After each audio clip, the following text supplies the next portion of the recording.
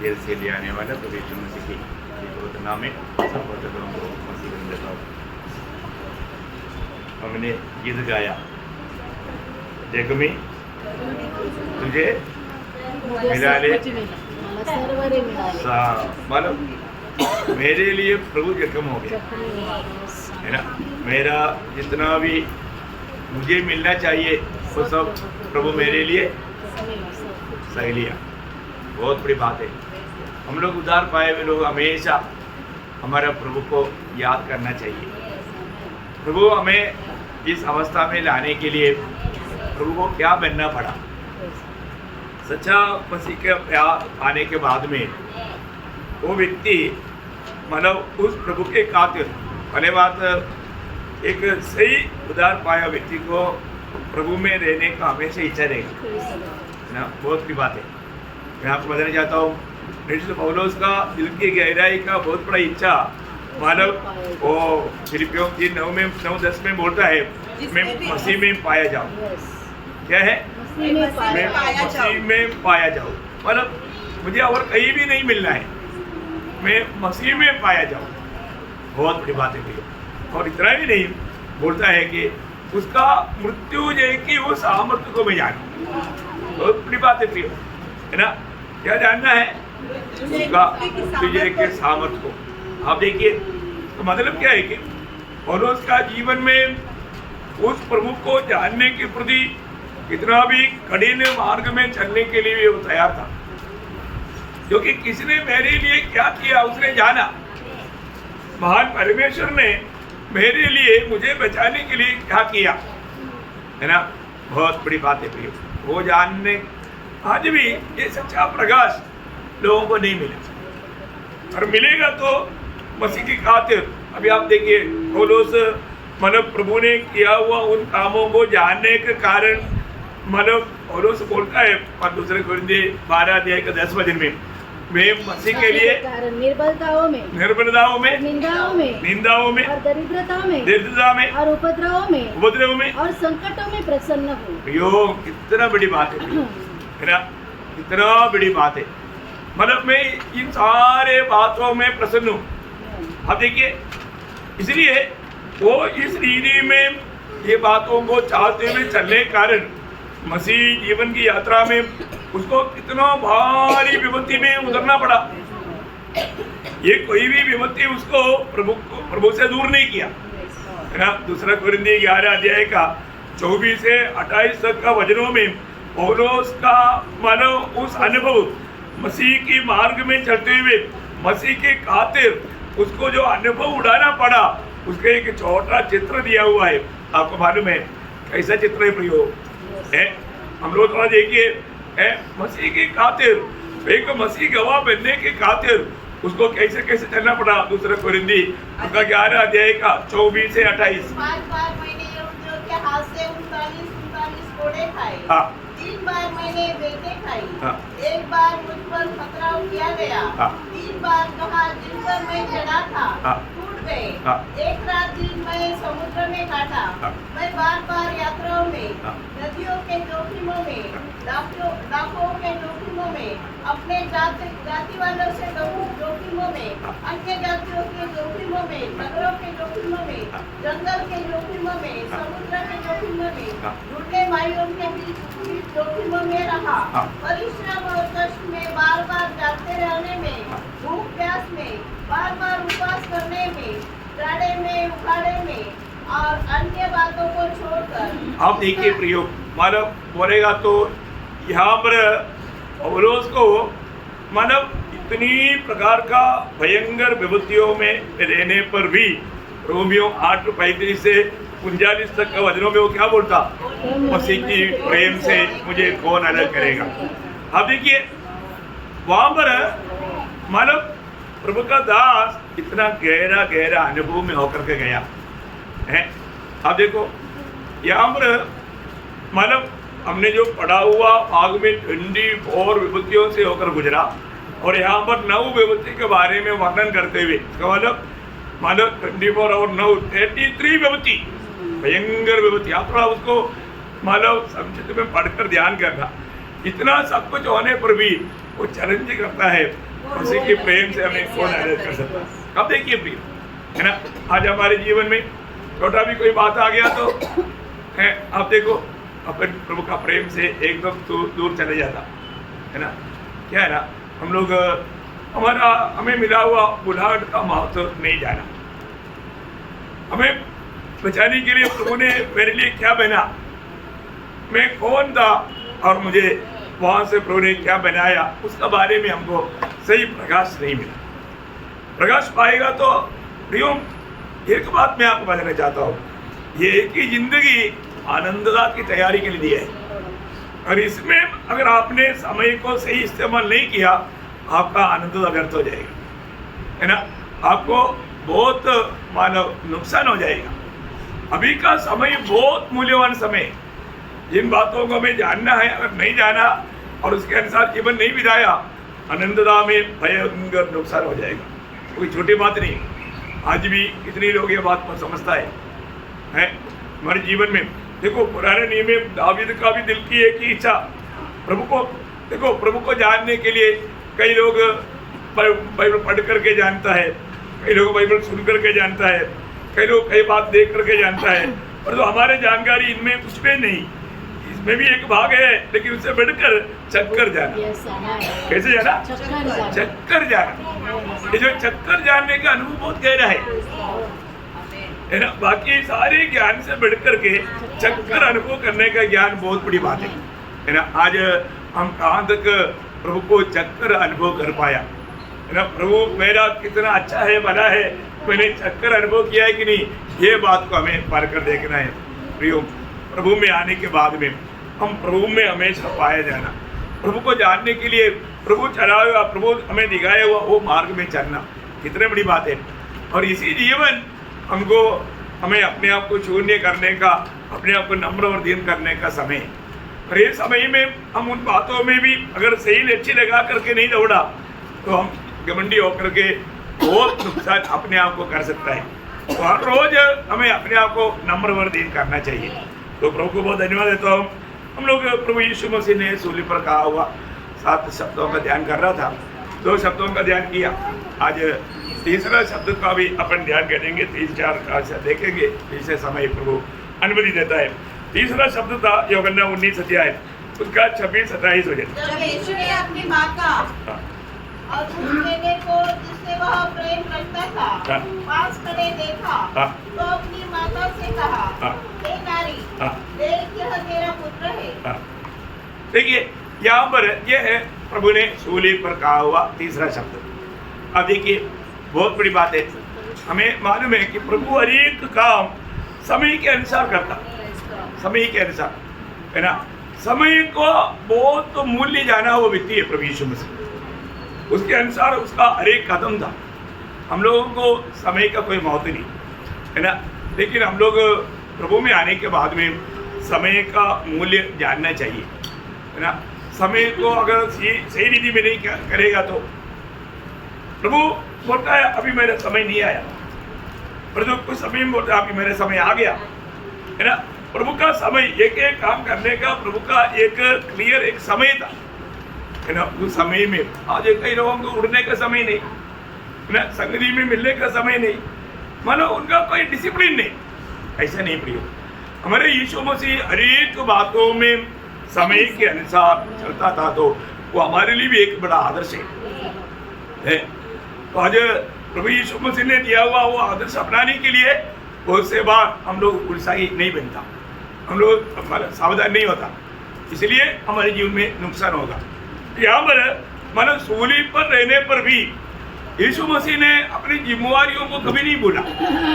आपको मालूम है यीशु मसीह को उसका अपना आगमन के बारे में क्लियर मालूम था, है ना। जब मत्ती 20 अध्याय का 28 वचन में प्रभु ने क्या कहा, मनुष्य का पुत्र ये दुनिया में किस लिए आया, 20 का 28, जैसे कि मनुष्य का पुत्र वह इसलिए नहीं आया कि उसकी सेवा टहल की जाए, परंतु इसलिए आया कि वह आप सेवा टहल करे और बहुतों की चुनौती के लिए अपना प्राण दे। देखा मतलब प्रभु किस लिए आया करके प्रभु को मालूम है, बहुतों की चुनौती के लिए अपना प्राण देने के लिए आया। अब देखिए बहुत अनमोल बात है प्रिय, हमारे जीवन में हमको अपने जीवन के बारे में जानना चाहिए। पौलुस इस विषय में कहने के टाइम पर पहला तिमोथी 15 वचन आपको मालूम है, प्रभु यीशु मसीह पापियों का उद्धार करने के लिए जगत में आया। ये बात सच मानने के लिए और मानने का योग्य वचन है। देखो प्रियो, आज भी अगर कोई उद्धार नहीं पाया प्रियो, उद्धार पाने के लिए और कोई मार्ग नहीं है। यही एकमात्र सच्चाई है। यीशु मसीह ये जगत में आने का उद्देश्य प्रभु जाना है। जब मत्ती उसका 5 अध्याय का 17 वचन में प्रभु ने क्या बोला, मैं व्यवस्था को हटाने के लिए नहीं, मैं पूरा करने के लिए आया। देखिए, यीशु मसीह हर एक व्यवस्था, इसका मतलब यीशु मसीह हर एक काम जो करता था वो व्यवस्था पूर्ण करता था, व्यवस्था के अनुसार करता था, है ना, वचन में बिना रह करके करता था। अब देखिए, हर एक कदमों में है, क्योंकि यीशु मसीह में सब कुछ है। उस यीशु मसीह हमें पिता को प्रकाशित कर दिया। यीशु मसीह का आने का एक बड़ा उद्देश्य, पहला यूहन्ना 5 अध्याय 20 वचन का पहला भाग, पहला यूहन्ना 5 अध्याय 20 वचन का पहला भाग। हम ये भी जानते हैं कि परमेश्वर का पुत्र आ गया है और उसने हमें समझा दिया कि हम उसके सच्चे को पहचाने और हम उसमें जो सत्य है अर्थात उसके पुत्र यीशु मसीह में रहते हैं। सच्चा परमेश्वर और अनंत जीवन यही है। लेकिन वो परिभाषा थोड़ा गलत है। हम यह भी जानते हैं कि परमेश्वर का पुत्र आ गया है और उसने हमें समझ दी है कि हम उस सच्चे को पहचाने। देखो, बहुत बड़ी बात है। मतलब हमको पिता का सही पहचान दिया, हम उस स्वर्गीय पिता को जाने, उस पिता को। वही यूहन्ना 18 वचन में यूहन्ना बोलता है, किसने पिता को नहीं देखा, एकलौता पुत्र जो उसका गोद में है उसने उसको प्रकट किया। बहुत बड़ी बात है ना प्रियो, है ना, पिता को प्रकट करना। प्रभु का आगमन का उद्देश्य हमेशा प्रभु को अपने जीवन का हर एक कदम में पिता का नियुक्ति आने का उद्देश्य, इसका बारे में क्लियर मालूम था। अभी मुझको और आपको भी मसीह में चुनौती पाने के बाद ये जानना है, प्रभु ने मुझे क्यों चुना, प्रभु ने मुझे क्यों नियुक्त किया, आज मेरा ये छोटा सा जीवन का जिम्मेवारी क्या है। ये भी अगर नहीं मालूम पड़ते हुए और अपन जीवन बिताया तो उस दिन क्या लेखा देगा न्यायासन के सामने। लेकिन बहुत बार लोग इस विषय में जानने के लिए उत्साही नहीं। प्रियो, हमें ये बात को जानना है, अपने एक छोटा सा जीवन में प्रभु ने इसलिए मुझे नियुक्त किया है। प्रभु का नियुक्ति के बारे में मैं आज भी समझता है क्या, है ना, नियुक्ति के बारे में समझता है क्या है। जब पहला तिमोथी 2 अध्याय का 7 वचन में पौलुस बोलता है कि ठीक समय में ये गवाही देने के लिए प्रभु ने मुझे नियुक्त किया। क्या बोला है? आपका बाइबल में ऐसे लिखा है क्या? 6 में और उसकी गवाही ठीक समय पर दी गई। मतलब प्रभु ने मुझको, प्रभु पौलुस का बात निकाल करके बोला है ना। मतलब हमें ये बात को जानना है प्रभु, ठीक समय में हमें गवाही देना है। हम जहाँ पर भी है वहाँ पर ठीक समय में प्रभु का गवाही देना है। हम लोग दे पाता है क्या, अपने को जानना है। आज बहुत प्रभु का उद्देश्य जानने के बावजूद भी उसमें हम लोग विश्वासियों के नहीं रहता। हमें आज ये बात को परखना है कि हम यीशु मसीह सूली पर इतना वेदना में तड़प रहा है, तभी भी यीशु मसीह अपना जिम्मेवारी जानता था। अब देखिए, क्योंकि मानव यीशु मसीह की मां मरियम अभी वहां पर, अभी उस समय में उससे पहले शायद यूसुफ मर गया है, तो यीशु मसीह की भाई लोगों ने भी यीशु मसीह पर विश्वास नहीं किया था, है ना। इसलिए यीशु मसीह को दर्द था, क्योंकि यूहन्ना 7 अध्याय का 5 वचन में क्या लिखा? यूहन्ना 7 का 5, क्योंकि उसके भाई भी उस पर विश्वास नहीं करते थे। देखा, उस पर विश्वास नहीं करते थे। इसका मतलब उन लोगों का हाथ में भी सोमने के लिए यीशु मसीह तैयार नहीं हुआ। परंतु हम देखते हैं कि यूहन्ना एक ऐसा चेला था जो यीशु मसीह प्यार करता था और मसीह को भी वो प्यार करता था। यूहन्ना ने खुद अपने विषय में वो बात बार बार कहते है ना। यूहन्ना उसका 13 अध्याय का 23 हो जाए। यूहन्ना उसका 13 अध्याय का 23। उसके चेलों में से यीशु प्रेम देखता था। यीशु की छाती की ओर झुका हुआ बैठा था। हाँ, कौन किसके बारे में बोला? यूहन्ना ने अपने बारे में बोला, है ना। वही यूहन्ना उसका 21 अध्याय का 7 वचन।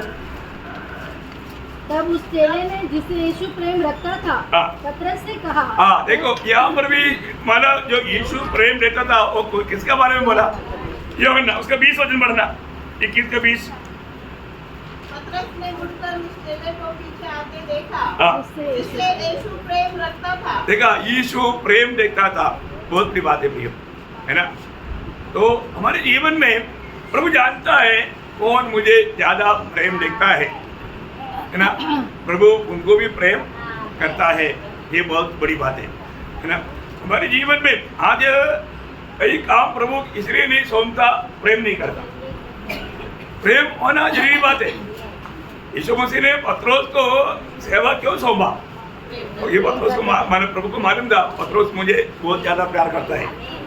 वहां पर आपको मानो यूहन्ना 21 अध्याय का 15 वचन आपको याद है ना। भोजन करने के बाद यीशु ने शिमोन पतरस से कहा, हे शिमोन यूहन्ना के पुत्र, क्या तू इन सबसे बढ़कर मुझसे प्रेम रखता है? मुझसे प्रेम रखता है। उसने उससे कहा, हाँ प्रभु, तू तो जानता है कि मैं इस सबकी चीज रखता हूँ। तो प्रभु ने क्या उत्तर दिया? उसने उससे कहा, मेरे मेढ़े को चला। हाँ, देखा, मेरी भेड़ों को चलाओ। प्रियो, प्रभु को प्यार करने वालों को कार्य सौंपता, बहुत अनमोल बात है।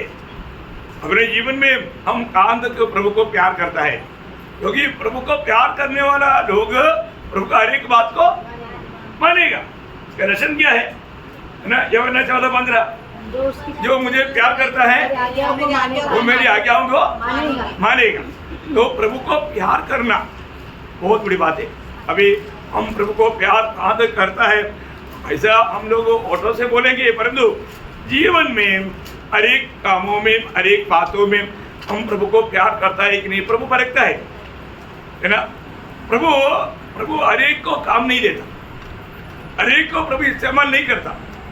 हम में से कितने लोग प्रभु मुझे इस्तेमाल करना चाहिए करके इच्छा रखता है क्या? है? एक सवाल अपने आप को पूछो, मैं प्रभु के हाथ में इस्तेमाल होने वाला एक पात्र बनूं, है ना। ऐसा प्रभु किसको इस्तेमाल करेगा? पहली बात, वो सबसे ज्यादा प्यार करने वाला होना चाहिए।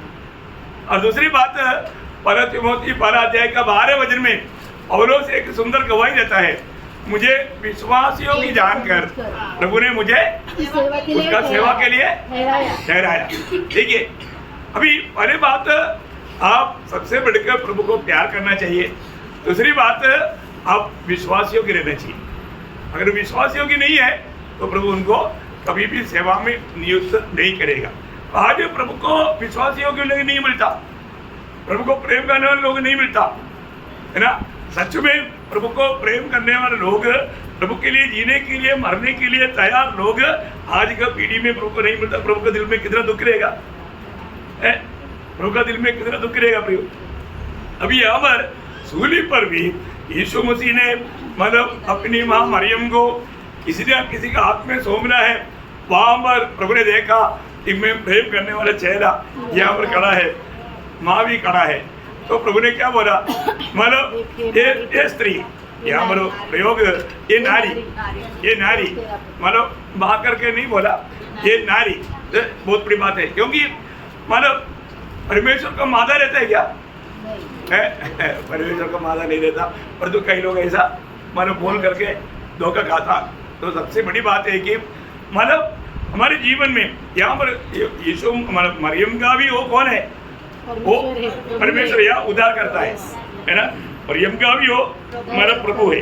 तो इसका मतलब क्या है कि अपने जीवन में यीशु मसीह ने उसको बताया कि ये नारी है। मतलब वापस एक बार पढ़ना होगा जब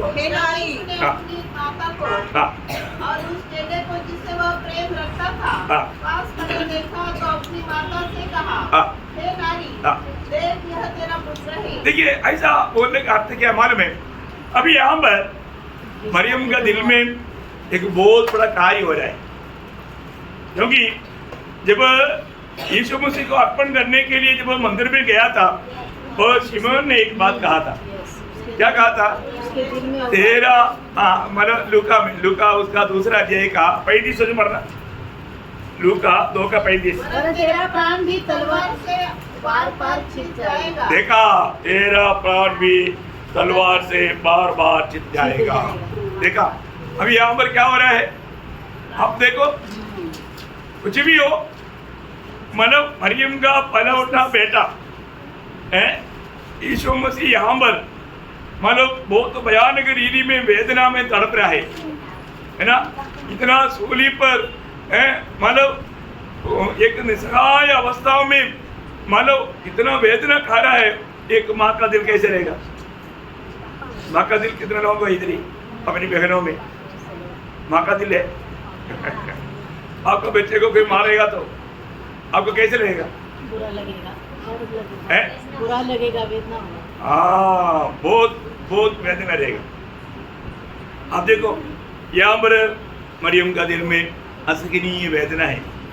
तब यीशु मसीह ने ये जाना, अभी यहाँ पर सांत्वना देने के लिए मानव बाकी मरियम को हुआ बच्चों में कोई नहीं, लेकिन मेरा प्रेम करने वाला मेरे चेहरे यहाँ पर है। आप देखिए, है ना? तो इसलिए यूहन्ना को प्रभु ने उनको सौंप दिया। यूहन्ना को उन्होंने उसी समय में सौंप दिया। बहुत श्रेष्ठ बात है प्रियो, है ना? मतलब वो उसको, परंतु वहाँ पर क्या हुआ, उस वचन को वापस पढ़ना। तब उसने चेले से कहा, यह तेरी माता है। और उसी समय से वह चेला उसे अपने घर ले गया। हाँ, देखा, उसने तुरंत उसने अपने घर में लेकर गया। देखो, उसको सच्चा सांत्वना देने के लिए ना। सही प्रकार देखो, बहुत वेदना में तड़पने वाला मरियम के जीवन में सांत्वना देने के लिए यीशु मसीह प्रेम किया हुआ चेलों को माँ को उसका हाथ में सौंप दिया। मतलब सूली पर भी प्रभु अपना जिम्मेवारियों को कभी नहीं भूला। आप देखिए, इतना वेदना का बीच में भी जो हमारे जीवन में कोई ऐसा कुछ प्रतिकूल आएगा, कष्ट आएगा, उस समय में हमारा अवस्था क्या रहेगा? आज मरियम को बहुत ज्यादा महत्व देने वाला ग्रुप है ना, नामधारी रोमन कैथोलिक लोग वगैरह, मतलब सगर रक्षक के बोल के पीछे दिनों तक मानते थे, परंतु अभी का पोप ने बोला वो सगर रक्षक नहीं है, इसलिए बहुत भयंकर हंगामा हुआ उनका बीच में। तो आप लोगों को न्यूज़ आया, आप लोगों को मिला होगा, है ना? न्यूज़ में वही बहुत चर्चा चल रहा था। अभी का पोप ने बोला वो कोई सहायक रक्षक नहीं है, उसने साफ बोल दिया। सच्चाई बोलने के लिए लोग डरता है क्योंकि समाज उनको लाठी मारेगा, तभी भी उन्होंने वो सच्चाई बोल दिया। प्रयोग हमें इस बात को जानना है कि मतलब यीशु मसीह मरियम का भी रक्षक है। मरियम ने वही लूका में वो खुद कहता है, लूका का समझ पहला अध्याय उसका 47 वचन, और मेरी आत्मा मेरे उद्धार करने वाले परमेश्वर से आनंदित हुई। देखा, मतलब मेरा उद्धार करने वाला परमेश्वर। अभी देखिए, ये मेरा उद्धार करने वाला परमेश्वर है, मुझको भी उद्धार का जरूरत है। प्रभु का अनुग्रह उसको मिला, एक्चुअली बहुत बड़ी बात है। उसने वो अनुग्रह को व्यर्थ नहीं किया।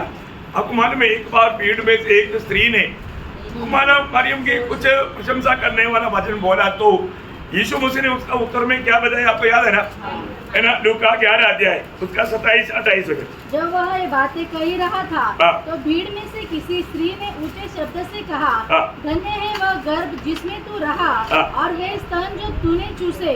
उसने कहा, हाँ, परंतु धन्य वे है जो परमेश्वर का वचन सुनते और मानते हैं। देखा, प्रभु का वचन सुनते और मानते हैं, बहुत बड़ी बात है ना। प्रभु का वचन सुनते और मानते हैं। आज हम में से कितने लोग प्रभु का वचन सुनते और मानते हैं? हम कहाँ तक को मानते हैं? ये बात हमें परखना चाहिए, है? प्रभु का वचन मानने वाले लोगों का बारे में यीशु मसीह ने दिया हुआ गवाही आपको याद होगा, जब मत्ती 12 अध्याय उसका मतलब 46 से 50 में जब वह भीड़ से बातें कर ही रहा था, हाँ, तब उसकी माता और भाई हाँ, बाहर खड़े थे, हाँ, और उससे बातें करना चाहते थे। हाँ, इसलिए उससे कहा, हाँ, देख तेरी माता और तेरे भाई बाहर खड़े हैं। सिर्फ भाई है क्या?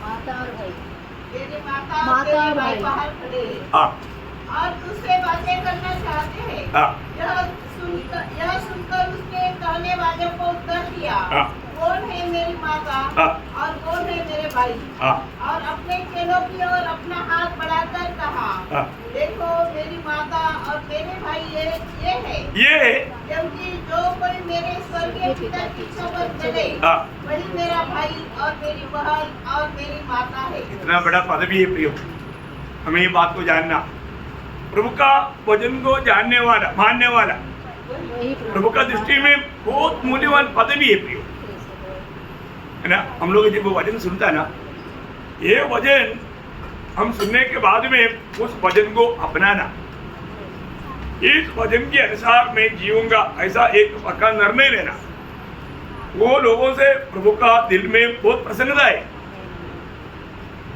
आप ये भी प्रभु का वचन प्रभु का मान करके मान लेते ना, आप देखना आपका दिल में एक असीम आनंद होता है, एक असीम आनंद होता है। आप एक दिन प्रभु के साथ उपवास के साथ बैठकर देखो, प्रभु आप में इतना सही प्रयास होना चाहिए है, प्रभु इतना आनंद दे करके आप आत्मा में जान पाएंगे। इवन आप किसी को सुसमाचार सुनाकर देखो, क्या होता है? आनंद होता है, आप आत्मा में आनंदित होता है। बहुत आपको और बहुत कुछ इस दुनिया की बात मिलने से बढ़कर आप जरूर आनंद रहेगा। आमेन, आमेन। आप किसी के लिए बोझ के साथ प्रार्थना करके देखो, प्रेज़ द लॉर्ड, आमेन। वो प्रार्थना होने के बाद में आपका दिल में इतना अनोखा शांति और आनंद आपका दिल में मिलेगा। यस, आमेन। प्रभु को अनुभव करना, प्रभु का इच्छा जान करके जब भी आपको काम करता है, आप एक अवर्णनीय आनंद से उमड़ता है। इवन मैंने आपको बहुत बार बताया, कोई भी व्यक्ति, मैं कभी किसी घर में जाता है, वहाँ पर कोई घुटने में प्रार्थना करते हुए या प्रभु का वचन पढ़ते हुए मिलता है, मैं आत्मा में इतना आनंदित हो जाता हूँ, बहुत आनंद में।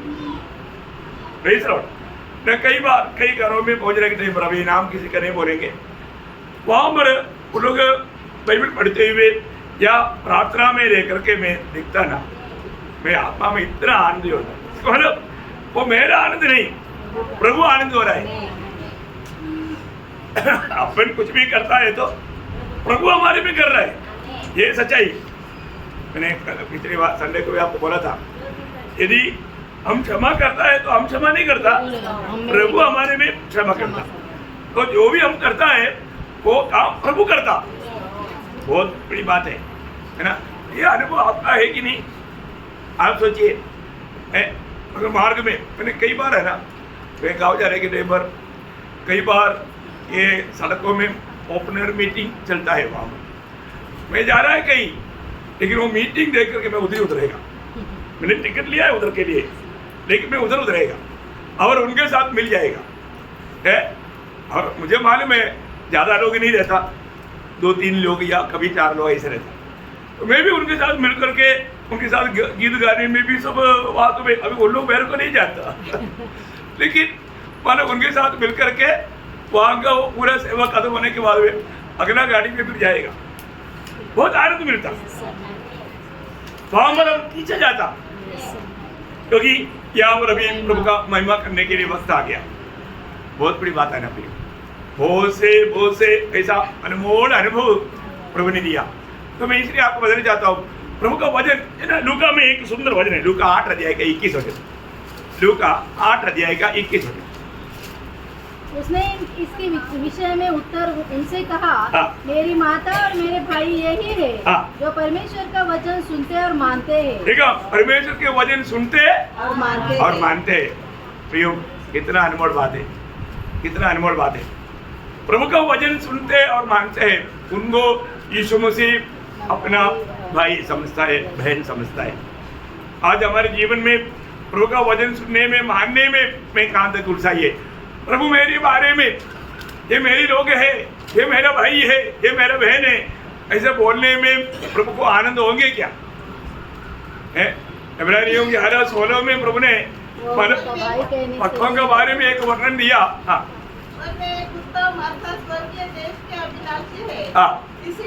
इसलिए परमेश्वर कहलाने में नहीं ले जाता, क्योंकि उसने उनके लिए एक नगर तैयार कर दिया। देखा कितना सुंदर बात है। प्रभु ने उनके लिए एक नगर तैयार किया है। जो लोग आज प्रभु का गौरव करेगा, प्रभु का महिमा करेगा, प्रियो, उनके लिए प्रभु ने एक नगर तैयार किया। वर्णनीय नगर है ना।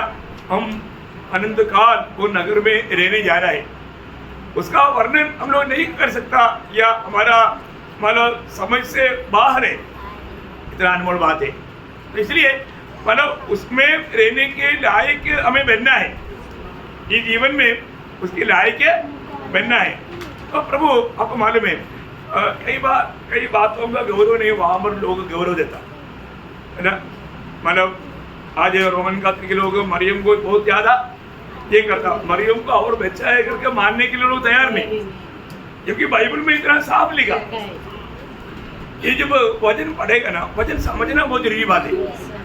जब यीशु मसीह के जन्म होने के समय में बाइबल में क्या उल्लेखन किया है ना, जब मत्ती की सुसमाचार उसका 1 अध्याय का 25 हो जाए।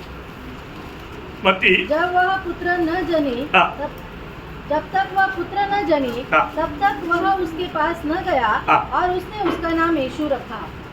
देखा मतलब है, प्रथम पुत्र, वो आना चाहिए। कौन सा मतलब कोई वजन में है ना, मेरा आपने पढ़ा तो वो नहीं आया। प्रथम पुत्र, पहला पुत्र बोलना है, तो उसके बाद में वो वजन में ही वो मतलब अंडरस्टूड है। सही बात है ना। लूका उसका 2 अध्याय का 7 वचन, लूका 2:7 मतलब समझने के लिए अपना पहलौठा पुत्र जनी। देखा, पहलौठा पुत्र जनी। अब देखिए, पहलौठा बोलेगा तो और भी है। अभी यीशु मसीह एकलौता था, यीशु मसीह पहलौठा बना। कब बना यीशु मसीह पहलौठा? पुनरुत्थान में। आप लोग मेरे साथ है ना? पुनरुत्थान के बाद। Praise the Lord. देखिए मतलब प्रभु यीशु मसीह पुनरुत्थान के समय में वो एकलौता पुत्र पहलौठा बना। इसका मतलब और भी पुत्र है ना। ऐसे अभी यहाँ पर पहलौठा करके यीशु मसीह को बताया, उसके बाद और भी पुत्र है जो सबने इसके बाद में मतलब उनके साथ रह करके बच्चा पैदा किया। वहाँ पर हम लोग वचन में वो साफ रीति में देखता है, उसका मत्ती 13 अध्याय का 54 से 56। और अपने नगर में आकर उनके आराधनालय में उन्हें ऐसा उपदेश देने लगा, और वे चकित होकर कहने लगे, इसको यह ज्ञान और सामर्थ्य के काम कहाँ से मिले? क्या यह बढ़ई का बेटा नहीं? और क्या इसकी माता का नाम मरियम और इसके भाइयों का नाम याकूब? देखा, उसका भाइयों का नाम याकूब, यूसुफ, शमौन और यहूदा नहीं? और क्या इसकी सब बहनें हमारे बीच में नहीं रहती? देखा, इसका मतलब मरियम में और भी बच्चे हैं। बाइबल क्लियर बोलता है। आप देखो प्रियो, उसका बहन है, मतलब एक बहन नहीं, एक से ज्यादा है। आप देखो मतलब इसका मतलब कम से कम 4 भाई और 2 बहन, कम से कम समझो है, तो इतना है। लेकिन वो लोग मानते ही नहीं। आप देखो, वो बोलता है वो बिल्कुल फिर बाद में बच्चा जन्म नहीं हुआ, तो उसको सीधा स्वर्ग में भेजने का था। अरे वो तो स्वर्ग में है ही, हमने कब बोला वो स्वर्ग में नहीं है? स्वर्ग में है ना, स्वर्ग में है, क्योंकि उसका भी उद्धार हुआ है। जब यीशु मसीह जी उठने के बाद में इसके बाद में भाई लोग भी विश्वास किया। ये जो भाई लोग है ना, यीशु मसीह जी उठने के बाद में विश्वास किया, और प्रभु ने वायदा किया हुआ आत्मा पाने के लिए वो लोग एकत्र रहा। वचन में जब प्रेरितों का 12 अध्याय का 14 वचन, ये सब कई स्त्रियों और यीशु की माता मरियम और उसके भाइयों के साथ। देखा, इसको मतलब देखिए, अब वो प्रयोग देखिए, मतलब यीशु मसीह जी उठने के बाद में ये भाई लोग भी विश्वास किया, है ना। और पत्र लिखने वाला याकूब और पत्र लिखने वाला यहूदा, ये दोनों यीशु मसीह के भाई है। ये दोनों पत्र यीशु मसीह की भाई लोगों ने लिखा है। तो बहुत बड़ी बात, मानो हमें बात को जानना है। मानो यीशु मसीह मानो को जन्म होने के बाद में मरियम में और भी बेचे थे। तो जो भी है, प्रभु ने वहाँ पर सूली पर ये काम को किया हुआ हमने देखता है। प्रभु ने अपना जिम्मेवारी वहाँ पर भी नहीं भूला। चार मानो शब्द थोड़ा जल्दी वो भी थोड़ा देख करके मानो अपन खत्म करेंगे। वो मानो मत्ती 27 अध्याय का 45-46 वचन आपको याद है। हाँ, दोपहर से लेकर तीसरे पहर तक उस सारे देश में अंधेरा छा रहा। तीसरे पहर के निकट यीशु ने बड़े शब्द से पुकार कर कहा, एली एली लमा शबक्तानी, एली एली लमा शबक्तानी, अर्थात हे मेरे परमेश्वर तूने मुझे क्यों छोड़ दिया। देखो प्रिय, हमें ये बात को जानना, मतलब प्रभु यीशु मसीह का पूरा मतलब 33.5 साल का जीवन में यीशु मसीह ने सिर्फ एक ही बार हे परमेश्वर करके पुकारा, हे परमेश्वर करके पुकारा। हमको समझ आने लायक यीशु मसीह ने पिता करके पुकारने के लिए शुरू हुआ वो बात 12 साल की उम्र में जब उस मंदिर में मतलब वो रह गया था, तब ये लोग ढूंढ कर गया तो यीशु मसीह ने क्या बोला, मेरे पिता की उस घर में रहना मेरा अवश्य है। पिता है, और हमेशा हम देखते हैं कि यीशु मसीह ने हमेशा मानव परमेश्वर को पिता कहा। यही तो मानव यहूदियों को ज्यादा जेलसी करते थे कि परमेश्वर को ऐसा पिता कहा, क्योंकि वो लोग कभी भी परमेश्वर को ऐसा नहीं बोलता है। लेकिन पिता कहना है तो उसने अपने आप को परमेश्वर का तुल्य ठहराया। ये उनका कंप्लेंट था।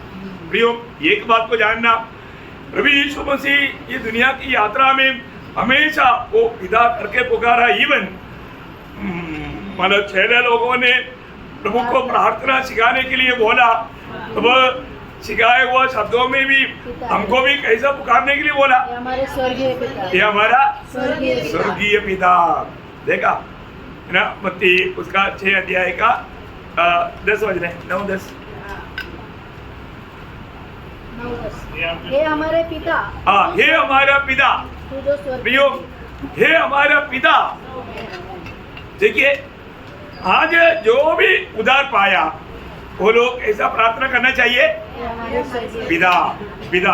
हमें अब्बा पिता कहने वाला पुत्र की आत्मा मिला है। तो गलातियों के पत्री में क्या लिखा, उसका 4 अध्याय का 6-7 वचन, और तुम जो पुत्र हो इसलिए परमेश्वर ने अपने पुत्र को पुत्र के आत्मा को जो है अब्बा है पिता कर पुकारते हैं हमारे हृदय में भेजा है।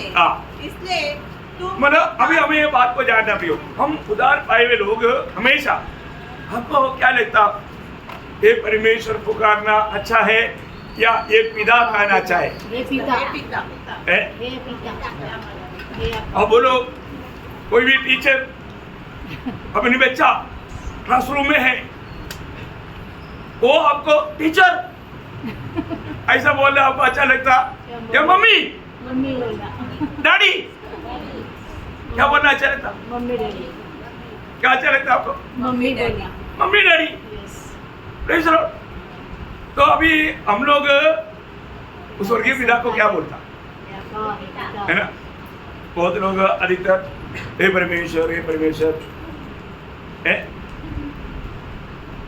ऐसा बोल दिया तो कोई गिरते ऐसे नहीं, लेकिन हमें क्या कहना चाहिए? ये पिता। यीशु मसीह ने हमें जो सिखाया, हमें ये पिता करके पुकारना चाहिए। बहुत बड़ी बात है। तो अभी यहाँ पर मतलब हमारा सबका स्थान प्रभु ने लिया। हमारा, आपको मालूम है, यीशु मसीह हमेशा दुनिया की यात्रा में कहने वाले एक शब्द, यूहन्ना 8 अध्याय का 29 वचन आपको याद है? यूहन्ना 8 अध्याय का 29 वचन, मेरा भेजने वाला मेरे साथ है, मेरा भेजने वाला मेरे साथ है, उसने मुझे अकेला नहीं छोड़ा, उसने मुझे अकेले नहीं छोड़ा, क्योंकि मैं सर्वदा वही काम करता हूँ जिससे वह प्रसन्न होता है। देखा, जिससे वो प्रसन्न होता, मैं सदा वही काम करता हूँ। ये बहुत गौरव का बात है। हमारे जीवन में एक सच्चा प्रभु के साथ नाता जोड़ करके जीवन बिताने के लिए जो पिता ने हमें जो कहा वही बात मैं अपने जीवन में करता हूं करके हमारे दिल गवाही देना चाहिए। अभी प्रभु यीशु मसीह ने यहाँ पर वो गवाही देता है, वो मुझे कभी भी अकेला नहीं छोड़ा। इतना बड़ी बात है। यीशु मसीह की महायाजकपन की प्रार्थना आपको याद है, बार बार वहां पर खाने वाला बात है, ए पिता ए पिता ए पिता, याद है ना? है तो बहुत महत्वपूर्ण बात है। अभी दुनिया की यात्रा कदम करके उसका 17 अध्याय का दूसरा वचन, क्योंकि तूने उनको सब प्राणियों पर अधिकार दिया कि जिन्हें तूने उनको दिया है उन सबको वह अनंत जीवन दे। अब हे पिता तू अपने साथ मेरी महिमा उस महिमा से कर जो जगत। हे पिता कौन से शब्द में है? पहला में पहले में। हाँ ओके ओके। हाँ हे पिता वो घड़ी आ पहुंची है। हाँ मतलब एक घड़ी आ पहुंचा है। देखो हे पिता, कितना सुंदर मतलब निकटता का संबंध को बताता है। क्या बताता? निकटता का संबंध। आप पिता करके पुकारता है तो मतलब आपका संबंध प्रभु मतलब प्रभु से बहुत निकटता में, बहुत निकटता में। बहुत बहुत सुंदर बात है ना ये सब। हम लोग हाथ की रीति में जान करके कार्य करना। तो यहाँ पर अभी क्या हुआ आपको मालूम है? यीशु मसीह इस दुनिया में आने के समय में सारी मानव जाति का पाप उस पर लाया जाएगा। उस समय में यीशु मसीह क्या बोलेगा वो बात तक भविष्यवाणी में लिखा है ना। जब भजन संगीता 22 अध्याय का 12 वचन में आपको याद है ना? हे मेरे परमेश्वर, हे मेरे परमेश्वर। हाँ ये मेरा परमेश्वर, ये मेरा परमेश्वर। देखिए यहाँ पर मानव दावीद आत्मा में जो बजाया वो सूली पर होने वाला वो कार्य था। आप देखिए यीशु मसीह की जन्म से 1000 साल पहले आत्मा में दावीद ने सूली पर लटका जाने वाला यीशु मसीह को देखा। पिता परमेश्वर हम सारी मानव जाति का पाप उस पर लाएगा करके आत्मा में देखा। आप देखो यशायाह का 53 का 6 वचन, हम तो सबके सब पेड़ों के समान भटक गए थे। हाँ हमने से हर एक ने अपना अपना मार्ग लिया। हाँ और यहोवा ने हम सबों के अधर्म का बोझ हाँ उसी पर लाद दिया। देखा, हम सबों का अधर्म का बोझ, अधर्म मीन्स पाप, हम सबका पाप उस पर ला दिया। आप देखो प्रियो है ना, हम सबका पाप प्रभु ने उस पर ला दिया। आप देखिए आदम से लेकर के ये दुनिया में आखिरी में जन्म होने वाला वो व्यक्ति का भी पाप, सबका पाप। अभी आपको मालूम है हमारे जन्म होने से पहले ही प्रभु को मालूम हम कितना पाप करेगा। आप सोचो हमने कितना पाप किया हमको गिनती नहीं, पर तो हमारे सारे लोगों का पाप का गिनती तक प्रभु के पास है। आप देखिए हम सबका पाप का भार यीशु मसीह पर लाया। यीशु मसीह ने जो कटोरा पिया, नरक का वो भयंकर वेदना सगा, वो इतना भयंकर था हम लोग बयान नहीं कर सकता। इसलिए प्रकृति तक अपना विकृति दिखाया, पड़ेगा तो अंधेरा हो गया, भूमि कांप उड़ा। आप देखिए कोई छोटी बात नहीं पियो उस समय में। मानव हमारे सबका आप सोचे ना, एक निर्दोष व्यक्ति अनादि काल से अनंतता तक मानव प्रभु के संग रहकर है पवित्र जीवन भाव नहीं जानने वाला व्यक्ति। दूसरा कुरिन्थी में क्या लिखा? दूसरा कुरिन्थी 5:21 में जो पाप से अज्ञात था उसको हमारे लिए पाप ठहराया है, उसको हमारे लिए पाप ठहराया। आप देखिए प्रियो है पिता ने हमको बचाने के लिए क्या किया? भगवान स्वयं दूसरा अध्याय का 24 वचन में हम पढ़ता है वो हमारे पापों को अपने देह पे लिए हुए क्रूस पर चढ़ गया। क्रूस पर चढ़ गया प्रियो, उसने हमारे सबका पाप अपने ऊपर लिया। अब देखिए एक प्रकार पिता ने लाया और दूसरी प्रकार पुत्र ने स्वयं लिया है ना। कहाँ पर लिया? शरीर में ना। ये रोमियो 8 अध्याय का 3रा वचन में है ना, बहुत गंभीर वचन है। आप लोग बहुत क्योंकि जो ध्यान करना चाहिए। हाँ, क्योंकि जो काम व्यवस्था शरीर के कारण दुर्बल होकर न कर सकी, नहीं कर सका, उसको परमेश्वर ने किया। परमेश्वर ने किया। अर्थात अपने ही पुत्र को हाँ। पापमय शरीर की समानता में, देखा, उसमें पाप नहीं था, पापमय शरीर का समानता में और पाप बलि होने के लिए भेजकर हाँ, शरीर में पाप पर दंड की आज्ञा दी। देखा, शरीर में वो फ्रूट खाने से काम पर फल मिला, शरीर में। अब देखिए, शरीर पर पाप का दंड लाया प्रभु। हर एक काम बहुत धार्मिकता से करता है भी। ये विषयों को हम लोग मानव प्रार्थना के साथ इसको ध्यान करेगा तो प्रभु कितना महान है, कितना धर्मी है, उसका सर्वज्ञानित्व में प्रभु ने जो प्रबंध किया हमारे लिए, जो छुटकारा का कार्य कितना गहरा है, समझना मुश्किल है ना। तो यहाँ पर हम देखते हैं कि हमारे ऊपर अभी व्यवस्था आ गया तो एक प्रकार व्यवस्था हमारे लिए श्राप बना, है ना। इसलिए प्रभु यीशु मसीह हमारे लिए श्रापित बना। गलातियों में ऐसे लिखा, गलातियों उसका 3 अध्याय का 13 वचन। हमारे लिए शापित बना, हाँ, हमें मोल लेकर व्यवस्था के श्राप से छुड़ाया। देखा, मतलब हमें मूल लेकर के व्यवस्था का श्राप से छुड़ाया। प्रियो, एक बात जानना, हमारे एक लोगों को प्रभु कितना प्यार करता है मालूम है? जितना पिता पुत्र से प्यार करता है, जितना पिता पुत्र से प्यार करता है, उतना प्रभु मेरे से प्यार करता है। ये भी कोई छोटी बात है क्या? है? बहुत गंभीर बात है सच में। कहाँ पर लिखा है बात? यूहन्ना 17:23। हाँ, यूहन्ना 17:23। याद रखना प्रियो, ये वचनों को भूलना नहीं। पिता हमें कितना प्यार करता, ऐसा तूने मुझसे प्रेम रखा, वाह, ऐसा ही उनसे प्रेम रखा। देखा, ऐसा ही उनसे या हम सबसे, एक एक इंडिविजुअल से। आप देखो, प्रभु मेरी स्थान में, मेरी जगह पर, मेरे लिए प्रायश्चित हुआ। प्रायश्चित का माना बदला हुआ, बदले में है। जब मैं मरना चाहिए वहां पर मेरा यीशु मसीह मेरे लिए मर गया। पाना योगन्ना 2 अध्याय का 2 वचन वाला है ना, आप लोग बहुत ध्यान से पढ़कर ध्यान करना। और वही हमारे पापों का प्रायश्चित है, और केवल हमारे ही नहीं, वरन सारे जगत के पापों का, सारी जगत की पापों के लिए बोलेगा। तो मतलब एक प्रकार ये विषय को अपन व्यक्तिगत रीति में उसको समझना।